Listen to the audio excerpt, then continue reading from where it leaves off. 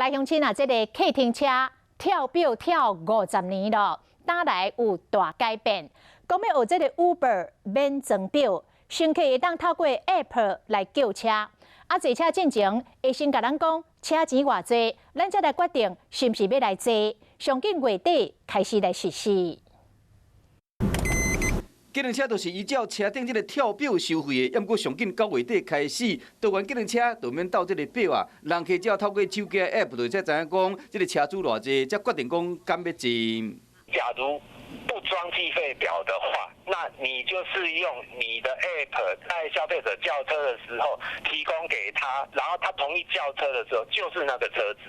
为了要协助10月份退场的 Uber， 交通部推出这项措施，方便 Uber 司机做倒完计程车的驾驶。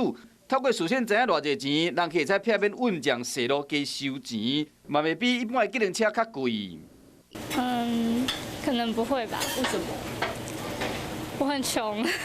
因为 Uber 它除了方便以外，就是价格嘛。那现在少了一个诱因，当然就诱因减少了。就会觉得跟小黄一样。对啊。